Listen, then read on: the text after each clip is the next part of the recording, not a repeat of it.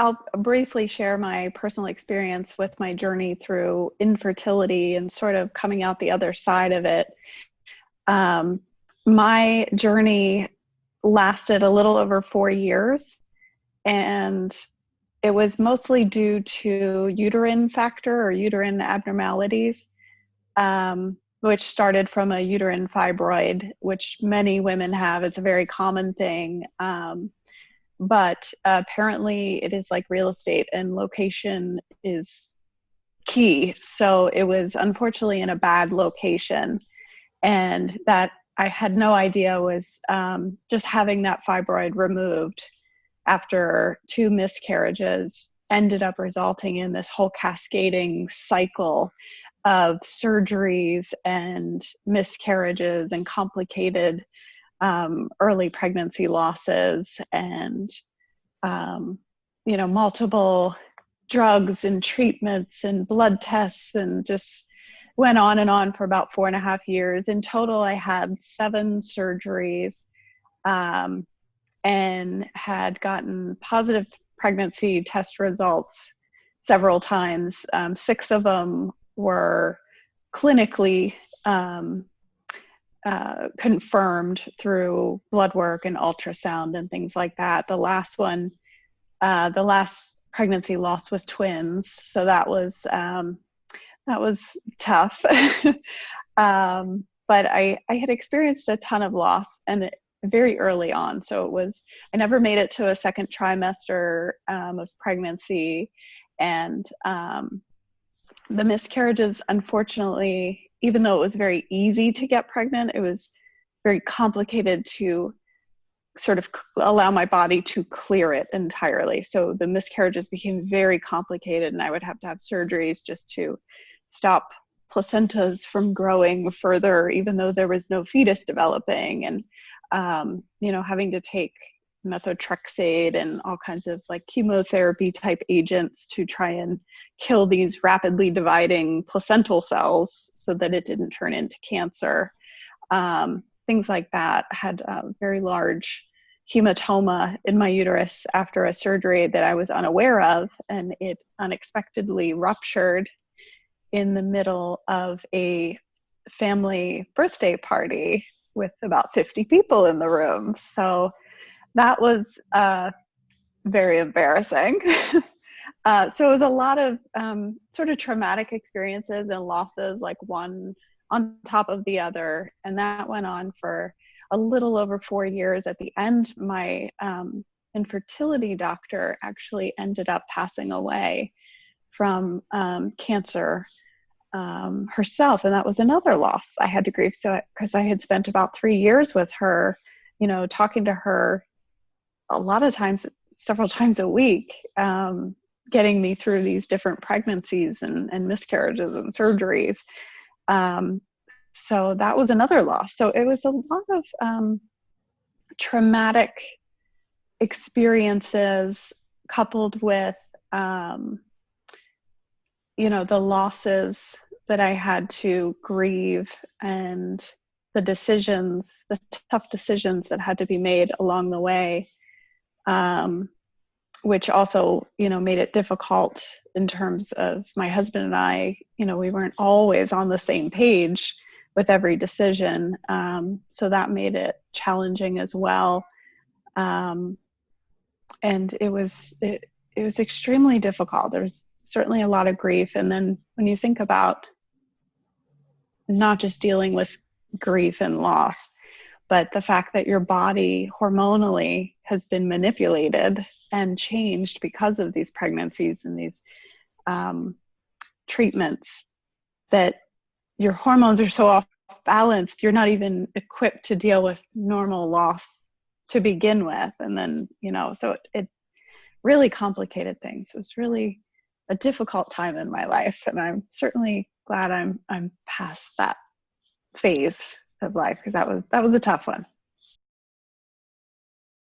I think everyone responded just a little different than the next person. And I mean, socially as a society, we are very pro children kind of society. We all for the most part, I shouldn't say we all, but many of us grow up, you know, us girls, and we're carrying around baby dolls and when we're little, and we just sort of have that maternal instinct, like, okay, one day we will get married, we'll have children, whatever, and that path isn't for everyone, but for me, it certainly was what I had in mind for my life and my plans for life.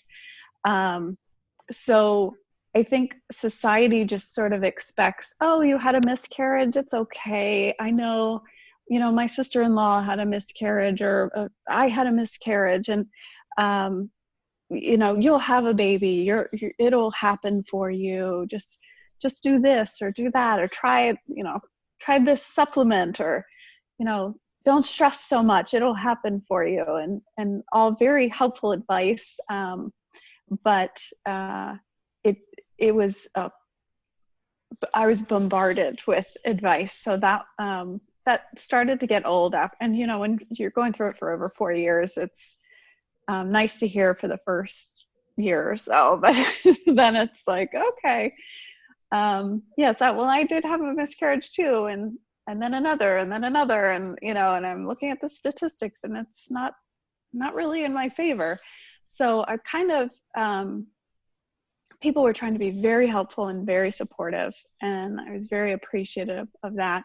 As time went on in those 4 years, it got a little more awkward. I think people started getting a little more quiet because they were at first saying, oh, it's going to happen for you. And I think they got to a point where they thought, oh, it might not happen for her. You know, they were starting to come to that realization as well, that certainly the odds weren't in my favor after multiple miscarriages. And then they didn't know what to say. And I could tell that they were friends and family would just say, how are you doing? Are you okay?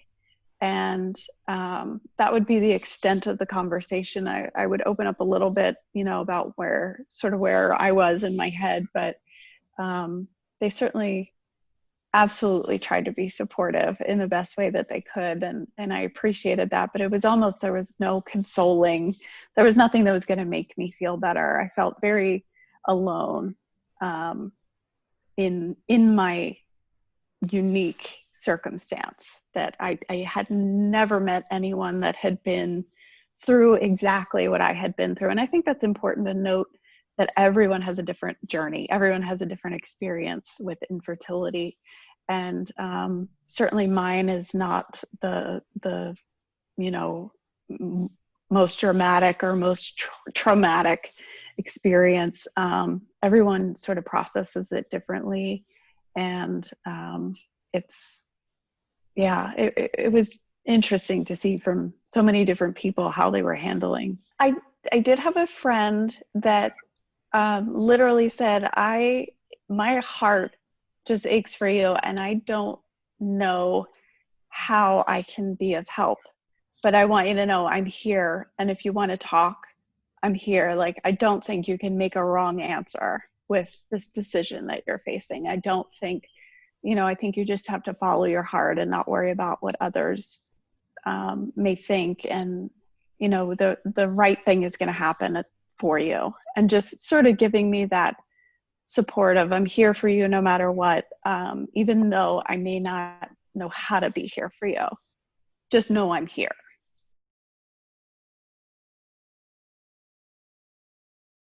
It is definitely a very personal and very unique experience, and everyone's going to process it and be affected by it differently. And just to have that understanding that it is a very diverse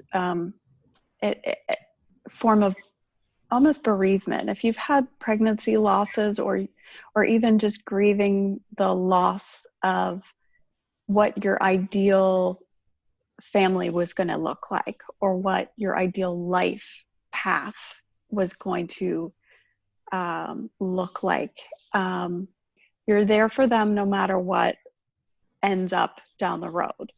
Because we can't, I think it's important to not say it's going to happen for you, it's going to work out for you, you'll be a mom, don't worry about it, or you'll be a dad.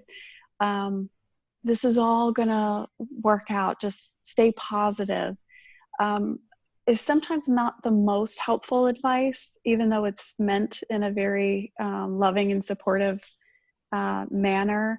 It's not always the most helpful because we don't know if they're going to have a child. And in my case, we ended up deciding to be child free after multiple specialists had told us I would not be able to carry a child in myself. So we were either going to have to use a gestational carrier or adopt if we wanted to have children, and or just be child free and live the child free life, which to me before this I could not even fathom living a child free life.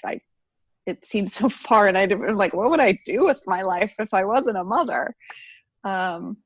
Which now that I'm on the other side of it, I realize I'm okay and I can find meaning and purpose in many other ways. So I think the message just with society as a whole is don't make promises that you know you have no control over keeping. Don't tell people it's going to work out for them when they themselves don't even have control over whether it works out or not. We have no way of knowing. So I think it's just to show that, I may not have the right words, I may not know what to say, but I'm here for you and I'm here to listen.